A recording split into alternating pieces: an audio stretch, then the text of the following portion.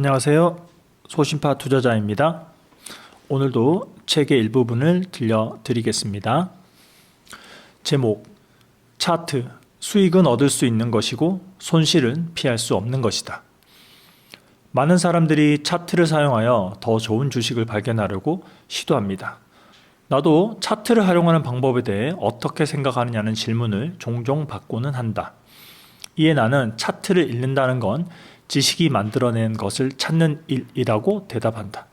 그럼에도 불구하고 나는 항상 차트를 기꺼이 보고 있다. 공자도 과거를 알면 미래를 알 수 있다 라고 말하지 않았던가. 차트를 살펴보면 그 안에서 어제와 오늘을 파악할 수 있다. 하지만 딱 거기까지다. 오늘날까지의 가격 곡선은 바꿀 수 없는 사실이지만 그것으로 내일까지 그릴 수 있다고 한다면 그것은 착각이다. 차트란 그저 20개 이상의 조각들로 만들어진 모자이크를 구성하는 하나의 조각에 불과하다.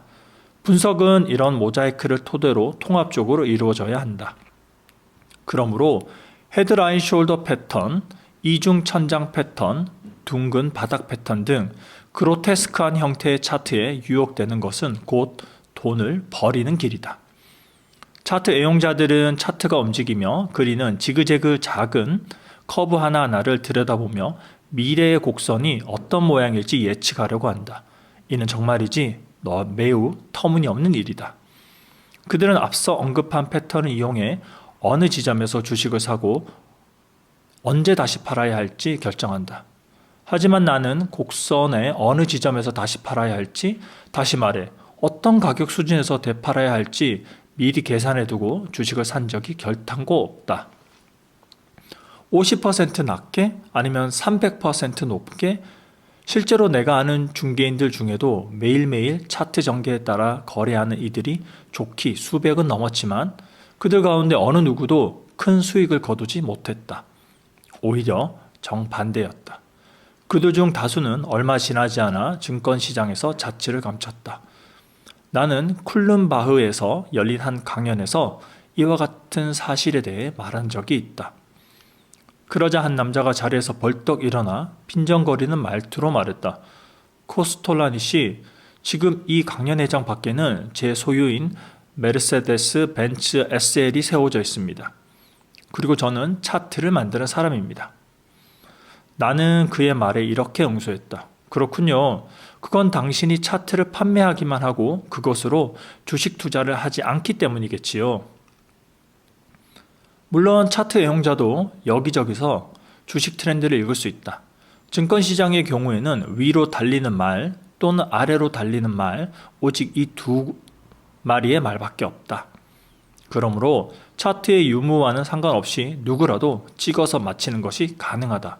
차트를 신뢰하는 투자자의 가장 큰 불행은 처음에 차트를 통해 성공을 맛보고 나면 그 후로는 차트에 더욱 매달리게 된다는 것이다. 언젠가 카지노 공원에 친구와 앉아 있는데 누군가 친구에게 다가와 그의 아들이 롤렛 게임에 빠져 있다고 전해주었다. 그러자 친구가 뜬금없이 내 아들이 앉아 있나? 아니면 서 있냐? 하고 물었다.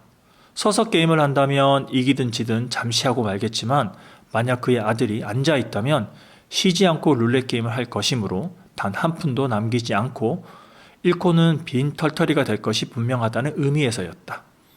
이렇듯 모든 게임에는 불변의 진리가 있다. 그것이 경마경주든 룰렛이든 주식 차트든 말이다. 그것은 바로 운이 좋으면 돈을 딸 수 있지만 돈을 잃는 것은 기정사실이라는 것이다. 오늘날 차트를 가장 많이 사용하는 애널리스트 팀이나 은행 및 투자자다. 그들은 차트에 따라 고객의 돈을 운영한다. 그러므로 중개인에게 이런 종류의 고객들이 최고인 것은 전혀 놀랍지 않다. 그들은 여기저기에서 고개를 하듯 투자하고 수백만에 이르는 돈을 수수료로 지급을 한다. 이런 고객들 덕분에 중개인은 잘 먹고 잘 살며 부자가 되지만 고객에게 배당되어야 할 돈은 점점 줄어든다. 투자자의 입맛에 맞춰 수도 없이 많은 차트 이론들이 등장한다. 이 이론들에는 언제 어떻게 주식을 사고 팔아야 할지가 정확히 정해져 있다. 나는 이런 이론을 전혀 믿지 않지만 차트를 이용할 경우 모두에게 적용되는 법칙이 하나 있다. 차트를 보는 사람은 계산 과정에서 그 어떤 정치적, 경제적, 개인적 생각을 더하지 말고 엄격히 차트 이론에 충실해야 한다. 왜냐하면 시세란 중요한 요소들이 더해진 결과이기 때문이다. 그러한 중요한 요소들에는 우리가 미처 알지 못하는 것들이 이미 반영이 되어 있다. 프랑스 철학자 조제프 주베르의 말은 차트 철학에 적용되는 궁극적인 명제와 같다. 누구든 미래를 생각하는 사람은 경외심을 가지고 과거를 수용해야 한다. 나 역시 특별히 관심을 가지고 살펴보는 차트 법칙 2가지가 있다. 이 2가지 차트 법칙은 차트 숭배자들의 레퍼토리에서 흔치 않은 것으로 주가 지수와는 상관없이 개별 주식과 관련이 있다. 이것은 마치 병원에서 의사가 각 환자별로 체온 측정 기록을 보며 특정한 진단을 내리는 것과 같다.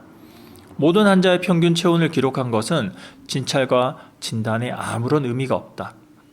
내가 눈여겨보는 차트 법칙은 M, W 이론이다.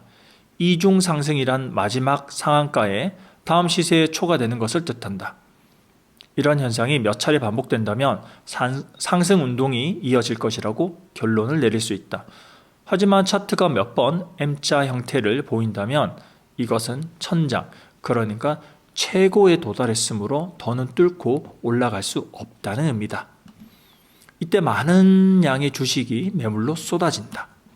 그리고 이 매물이 전부 다 사라지지 않는 한 시세는 반등되지 않을 것이다. 예컨대 누군가가 세상을 떠나면서 어느 종목에 10만 주를 물려있고 주가 90에 팔라는 유언을 남겼다고 가정해보자. 그러면 주가가 90에 가까워질수록 시장에는 많은 매물이 쏟아질 것이고 결국 주가는 떨어질 수밖에 없다. 그리고 유산으로 받은 주식이 다 팔리고 나면 주가는 다시 상승할 것이다. 주가가 이전의 최저점을 넘어 하락하는 시세에도 동일한 이론을 적용할 수 있다. 이것은 시세가 계속 하락하는 것을 의미한다. W의 이중 하락 형태가 반복되면 주가는 더는 내려갈 수 없는 바닥에 이른 것이다. 이때는 그 주식을 전부 사들이려는 기업이 배후에 있을 수도 있다. 혹은 주가를 유지하려는 세력이나 대형 은행 등이 특정 기업의 주가를 인위적으로 떠받치고 있는 것일 수도 있다. 이를 증권 용어로 주가 관리라고 한다. M, W 이론은 가장 오래된 차트 법칙 중 하나로 평소 내가 차트를 즐겨 사용하는 투자자가 아님에도 종종 유행했다. 문제는 차트 신봉자들이 이런 차트 이론을 보조수단이 아니라 마치 룰렛 게임에 몰두하는 갬블러처럼 그 속에 푹 빠져서 컴퓨터로만 계산을 한다는 데 있다. 많은 카지노의 몇몇이 팀을 이루어 게임을 하는 경우를 쉽게 볼 수 있다. 한 사람은 숫자를 걸고 다른 한 사람은 컴퓨터로 계산하고 또 다른 사람은 그들 사이를 왔다 갔다 하면서 계산 결과를 전달한다. 그렇게 몇 시간씩 협동작전을 펼치는데 그 결말이 어떤지는 묻지 말아 주었으면 좋겠다. 저녁에 돈을 좀 따면 한껏 들떠서 행운이 자신들의 편이라고 확신하며 백발백중인 수학적 규칙을 발견했다고 생각한다. 하지만 정작 새벽 3시경에 이르면 그들은 이 규칙을 처음부터 다시 시도해보겠다고 주변의 몇 푼을 구걸하러 다닌다. 대부분의 차트 숭배자들이 딱 그러하다.